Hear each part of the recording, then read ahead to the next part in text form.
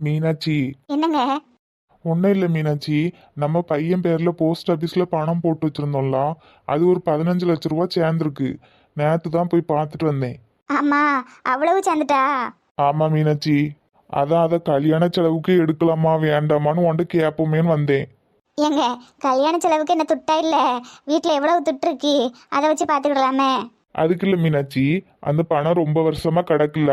ஏங்க, அது கிடக்கட்டும், நான் சொல்றேன். ஏங்க, புஷ்பா படிக்கிறா, பிறகு நெட்டவழியும் படிக்கிறா, அந்த பிள்ளைகளுக்கு படிப்பு செலவுக்கு கிடக்கட்டு. படிப்பு செலவுக்கு அவ்வளவு பணம் ஆகாதுல்லம்மா. ஆமாங்க, நம்மளுக்கு நாளைக்கு பேரனோ பேத்தியோ பிறந்தா அதுவும் படிப்பு செலவுக்கு, அது அப்படி படிப்பு செலவுக்குன்னே கிடக்கட்டுமே. ஏன்னா வாழ்க்கையில் படிப்புங்கிறது ரொம்ப முக்கியம். அதுக்குன்ட்டு நம்ம பணம் ஒதுக்கி வைக்கணும்ல. ஆமா மீனாட்சி, நீ சொன்னா சரியா தான் இருக்கும். சரி, அப்ப அந்த 15 லட்சமும் பிள்ளைகள் படிப்புக்கும் பேரம்பேத்தி படிப்புக்கும் அப்படியே கிடக்கட்டும். வசதிங்கிறது நிரந்தரம் கிடையாதுங்க. ஒரு நாள் ஏறும், ஒரு நாள் இறங்கும்.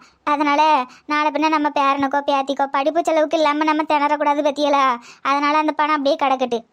சரி மீனாட்சி. உள்ள வரலாங்களா? அடடே, சமந்தி அம்மா வாங்க வாங்க. ஐயோ சமந்தி, உட்காருங்க. இது உங்க வீடு மாதிரி சமந்தி, நீங்க எப்ப வேணாலும் வரலாம். ஏங்க, யாருன்னு தெரியலையோ? அதை சொன்னோம்ல, நம்ம பூரணியோட அம்மாவும் அப்பாவும். வாங்கம்மா, நல்லா இருக்கீங்களா? நல்லா இருக்கேன் ஐயா. வாங்கம்மா, வந்து உட்காருங்க. பேசிட்டு இருங்க, நான் இப்ப குடிக்க காப்பி எடுத்துட்டு வரேன். சமந்தி நிக்கலையா? வந்து உட்காருங்க.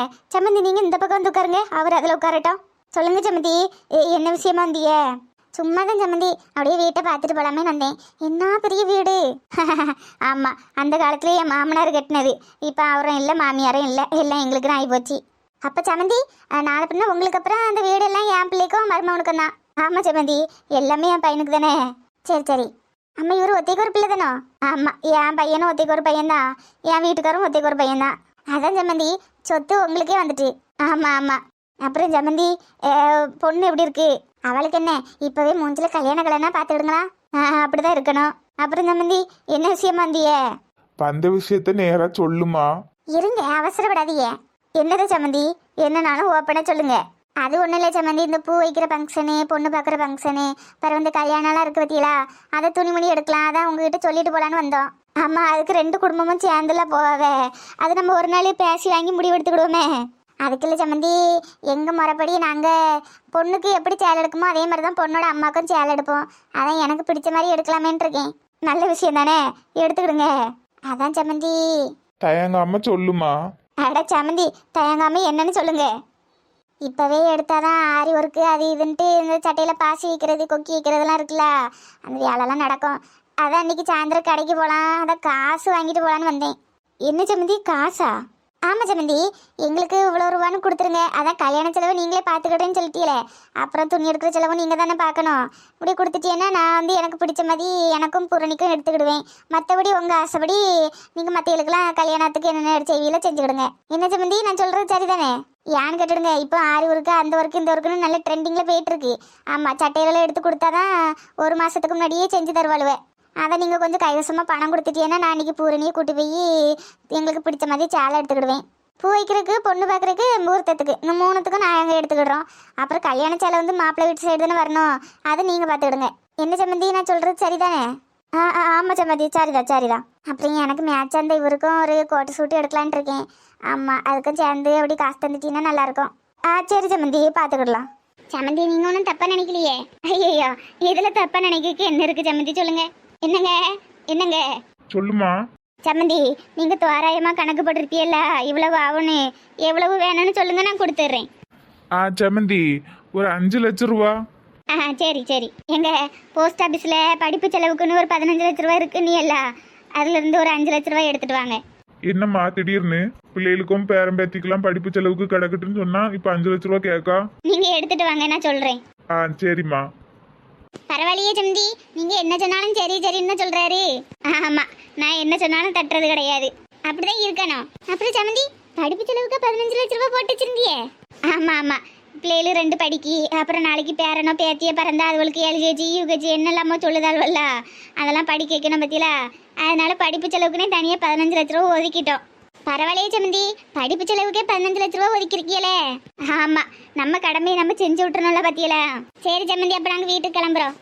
சரி சமந்தி, பார்த்து பத்திரமா போயிட்டு வாங்க. காசு சாயந்தரமா வந்து வாங்கிட்டு போறீங்களா, நான் கொண்டு வந்து கொடுக்கவா? ஐயா சமந்தி, நீங்க எதுக்கு அலைஞ்சுக்கிட்டு, நாங்களே வந்து வாங்கிடுறோமே. சரி, ரொம்ப நல்லது. சரி சமந்தி, போயிட்டு வரோம். சரி சம்மந்தி, போயிட்டு வரோம். சரி சமந்தி, பார்த்து போயிட்டு வாங்க. என்னது இது, திடீர்னு துணி எடுக்கணும் அது எடுக்கணும்ட்டு 5 லட்ச ரூபா கேட்காவோ? 5 லட்ச ரூபா ஆகுமா? சரி, நமக்கு இருக்கிறது ஒத்தைக்கு ஒரு பையன், அவனுக்கு எதுக்கு கணக்கு பார்த்துக்கிட்டு கேட்குறத கொடுக்க வேண்டியதான். பிள்ளைகள் படிப்பு செலவுக்கு இன்னும் தனியாக ஒதுக்கணும் இனிமே. ஏன் சுயம்பு, பணம் சாயந்தரமா வந்து வாங்குறோன்னு சொல்லிட்டா அவங்க கிட்ட போய் சும்மா சும்மா நின்ன மாதிரி இருக்கும். ஏங்க, கொஞ்சமாவது அறிவு இருக்கிற மாதிரி பேசுங்க. ஏமா? ஆமா, அது பாட்டுக்கு வீட்டுக்கு தூக்கிட்டு வந்துருச்சுன்னா அப்புறம் எங்க அம்மா எதுக்கு இவ்வளவு பணம் அப்படி இப்படின்ட்டு கேள்வி கேட்கும். யாரு பதில் சொல்லிட்டு இருக்கிறது? ஆமா ஆமா, உங்க அம்மா சும்மா சும்மா கேள்வி கேட்பவ. அதனாலதான் நம்மளே போய் வாங்கிடலாம்னு சொன்னேன். சரி சரி, அதுவும் நல்லதுதான். ஏங்க, அப்புறம் ஒரு முக்கியமான விஷயம், உங்களுக்கு எந்தெந்த கடன் சீக்கிரமா அடைக்க வேண்டிய நாள் வந்திருக்கோ அந்த கடனை மட்டும் சொல்லுங்க. 3 லட்சம் ரூபாய்க்கு அந்த கடனை அடைச்சு விட்டுலாம். மீதி 2 லட்சம் ரூபாய்க்கு நம்ம துணி எடுத்தா போதும். கணக்கு 5 லட்ச ரூபா கணக்கு காட்டிக்கிடுவோம். கடனுக்கு கடன் அடைச்ச மாதிரியும் ஆச்சு, ட்ரெஸ்ஸுக்கு ட்ரெஸ் எடுத்த மாதிரியும் ஆச்சு. எப்படி ஐடியா? பரவாயில்லையே சுயம்பு, இப்ப இந்த மாதிரிலாம் யோசிக்க ஆரம்பிச்சுட்டா. ஆமா, பிறகு உங்களை மாதிரி ஆட்களை கட்டிக்கிட்டு இப்படிதான் யோசிக்க வேண்டியிருக்கு. அப்ப நம்ம பொண்ணுகிட்ட இருந்து 20 பவுன் நகை வாங்கலான்னு சொன்னா அது? ஏங்க, கடன் அடைப்போம். இப்போ இதில் ஒரு 3 லட்ச ரூபா அடைச்சிட்டோன்னு வைங்க, இன்னும் மீதி 7 லட்ச ரூபா தான். அதையும் இந்த கல்யாணத்து முடிகிறதுக்குள்ள எப்படியாவது கறந்துருவோம். சேருக்கு கொடுக்கணும், பந்தல் காரனுக்கு கொடுக்கணும், ரேடியோ செட்டு காரனுக்கு கொடுக்கணும்ட்டு அப்படி ஒரு ஒவ்வொரு லட்சமா உருவோம். உருவி மீதி இருக்க 7 லட்சத்தையும் அடைச்சிட்டோன்னு வைங்க, நம்ம பொண்ணுகிட்ட இருந்து வர 20 பவுன் நகை வாங்குறோம்னு சொன்னோம்ல, அதை நான் போட்டுக்கிடுவேன்ல. கடனுக்கு கடன் அடைச்ச மாதிரியும் ஆச்சு, கல்யாணத்தை நடத்தின மாதிரியும் ஆச்சு, நகைக்கு நகை போட்ட மாதிரியும் ஆச்சு. எப்படி ஐடியா? இந்த மாதிரி ஐடியாலாம் உனக்கு தான் சுயம்பு வரும். நல்லதா இருக்கு யோசனை. ஆனா சும்மா சும்மா பணம் கேட்டுட்டு இருந்தா அந்த அம்மா என்ன நினைக்கும்? ஏன் என்ன நினைக்க போறவ? நம்ம 25 வருஷமா வளர்த்த பிள்ளைய கொடுக்கும்ல, அவைய ஒரு 7 லட்ச ரூபா கொடுக்கும்டா அவ்வளோ. ஓ சரி சரி. வேணும்னா பாருங்க, கடவுள் தந்த வாய்ப்பு தாங்க இது. உங்களுக்கு 10 லட்ச ரூபா கடன் இருக்குன்னு டெய்லி ராத்திரி தூக்கமே வராது. இது கடவுள் தந்த வாய்ப்பா நினைச்சிட்டு நம்ம இந்த கடனெல்லாம் அடைச்சு விட்டுருணுங்க. எல்லாம் நம்ம பொண்ணாலதான். ஆமா சுயம்பு. சரி ஜானி, இனி ரிசல்ட் வரும்போது பாப்போம். சரி பூமாரி, ஆல் தி பெஸ்ட்னே. உனக்கு ஆல் தி பெஸ்ட் பூமாரி. சரி டீ, நம்ம வாரேன், எங்க அம்மா தேடுவாவே. சரி டீ. பூமாரி அக்கா, நீங்க நல்ல மார்க் எடுத்தீங்கன்னா எனக்கு 5 ஸ்டார் வாங்கி தரணும். சரி சத்தியா. சரி வாரே, 2 பேரும் பார்த்து பத்திரமா வீட்டுக்கு போங்கண்ணே. சரிக்கா. ஏங்க, கல்யாணத்து பிள்ளைலாம் வர ஆரம்பிச்சிட்டு. சரி வாங்க நம்ம வீட்டுக்கு போய் பேசுவோம். சரிம்மா. இம்மா இம்மா வாங்கிட்டி, பரீட்சைலாம் எப்படி போச்சு? இம்மா, இந்த வாட்டி பரீட்சை நல்லா எழுதியிருக்கேன். வேணும்னா பாரா, நம்ம ஊர்ல நான் தான் மொதல் மார்க் எடுப்பேன். அப்படியாம்மா? ஆமாம்மா, எப்படியும் 90% மேலே வந்துடும். இம்மா, நான் மட்டும் மொதல் மார்க் எடுத்துட்டேன்னு வையா, காலேஜுக்கு போகும்போது எனக்கு பிடிச்ச மாதிரி ஸ்கூட்டி வாங்கி தருவியா? ஸ்கூட்டியா? பஸ்ல போட்டி? நீ வேற சும்மா இருட்டி.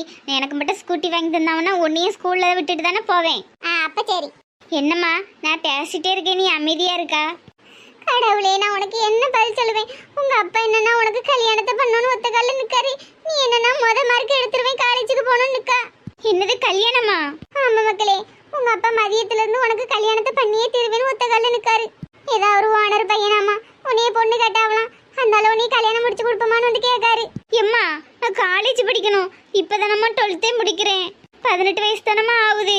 கல்யாணம்லாம் 25 26ல தானம்மா பண்ணுவாங்க. எனக்கு என்னம்மா அவசரம்? அதான் மக்களே, நான் எவ்வளவோ சொல்லி பார்த்துட்டேன், உங்க அப்பா கேட்க மாட்டேக்காரே. எம்மா, நான் அப்பா கிட்ட பேசுறேம்மா. வேண்டாம் மக்களே, உங்க அப்பா சரியான கோவத்துல இருக்காரு. இப்பதான் ஒரு வழியா சண்டை போட்டு முடிஞ்சிச்சு, நீ போய் பேசாத. எதனாலும் நாளைக்கு பார்த்துக்கிடுவோம் மக்களே. என்ன அப்பாக்கு என்ன மரகிற கலந்து போச்சா? இப்பமே கல்யாணம் பண்ணுங்காரு? அதான் தெரியல மக்கா, நான் எவ்வளவோ போராடி பார்த்துட்டேன், நல்லா படிக்க பிள்ளைகளும் படிக்கட்டும்னு. அந்த காலத்துல தான் எங்களோட வாழ்க்கை 14 15ஓட முடிஞ்சு போச்சு. நீங்களாவது ஒரு 25 26ல கல்யாணம் பண்ணுவோன்னு பார்த்தா உங்க அப்பா ஒத்த காலில் நிற்காரு. ஏம்மா, அந்த காலமும் இந்த காலமும் ஒன்னம்மா. நான் எவ்வளவோ சொல்லி பார்த்துட்டேன் மக்களே, உங்க அப்பா கேட்குற மாதிரி இல்லை.